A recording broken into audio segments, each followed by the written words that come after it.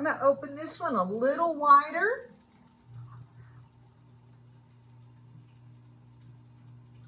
Spending a little time compressing that floor.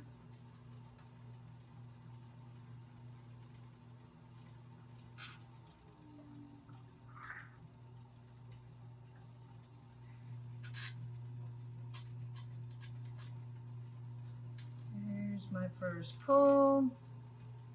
Tapered inward, compressing.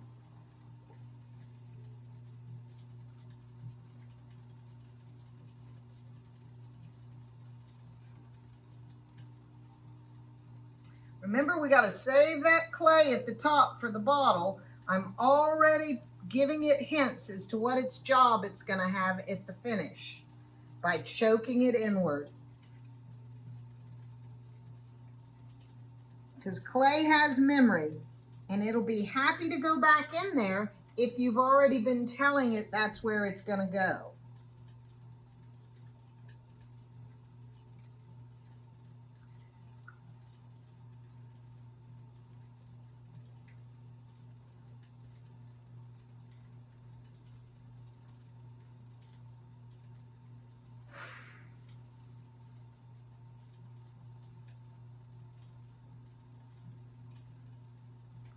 You're like, why are you choking that so narrow when your hand has to go back down in? Well, because it compresses the clay inward and it's going to remember it later.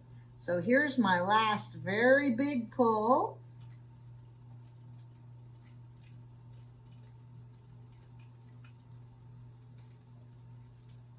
And somewhere right about here, I'm going to start using all of that clay for the neck and bottle, for the shoulder and the neck. Okay, so now I'm going to switch over to my sponge where I can really feel the thickness of the clay, and I'm going to come to the bottom and I'm going to push outward just a little bit. Did you see that? And straight up. You can always get away with that if you do a full revolution. That's the key.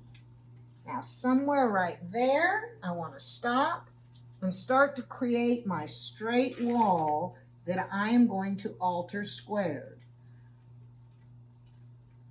So I'm compressing this clay. I'm going to push out just a little bit more on the bottom so that I have a nice straight wall. I have a mud tool rib here that I like the back side of it for the straight wall. And I'm just bringing it right into that rib. You'll know if you have an area of thickness because you'll feel it. Okay, there's my beautiful straight wall. I'm liking that a lot. I'm going to go ahead and finish my undercut right now. There we go. A nice beveled undercut. Take the clay away. Real finish so I don't have to fool with it later.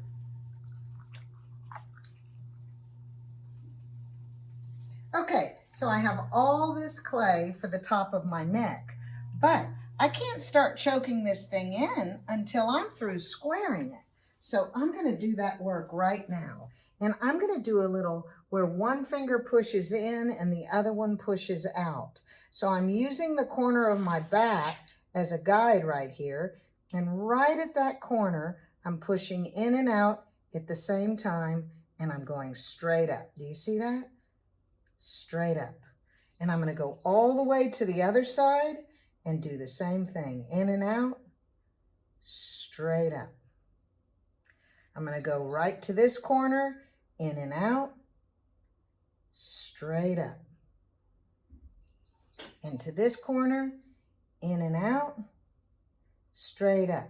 Now, if you've used a lot of water, you're going to have trouble working on your neck up here, but I haven't.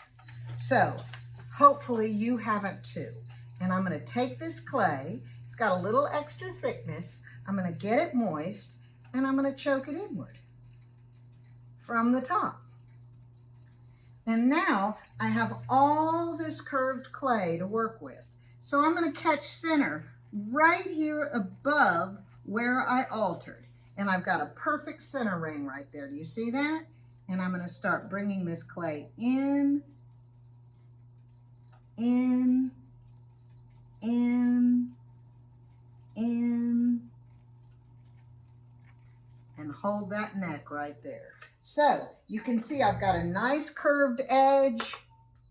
Where's my wonderful rib? Here it is. I'm going to start giving this a little strength right there.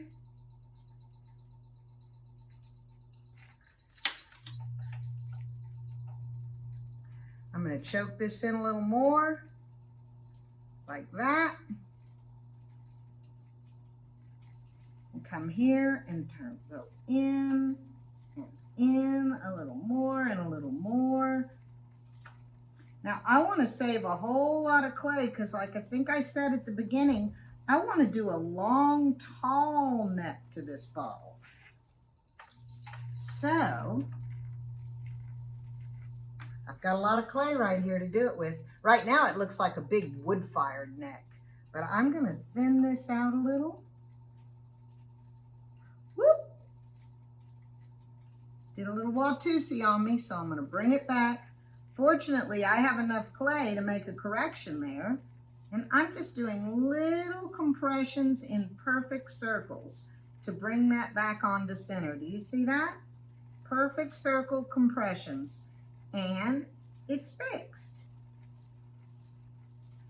And up here, it's a little thick. Oh, I'm starting to get a long neck, aren't I? I'm liking it. So I'm not going to lose this thickness that I have at the top. And now I'm going to go ahead and finish this neck the way I want it to look. And I think I'm going to go in just a little bit right there. You see that? And create a little edge up under there. And then right here, I'm going to pull up and out to the top. Like that. Oh, I feel pretty good about that. It looks a little exaggerated big to me right now, so I may make a minute adjustment to it. But first, I want to make sure that I have center.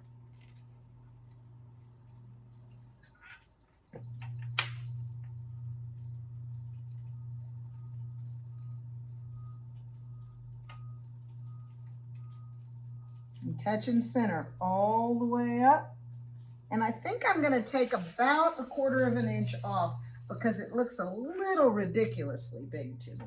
So I'm going to come right here and come up under and cut that off.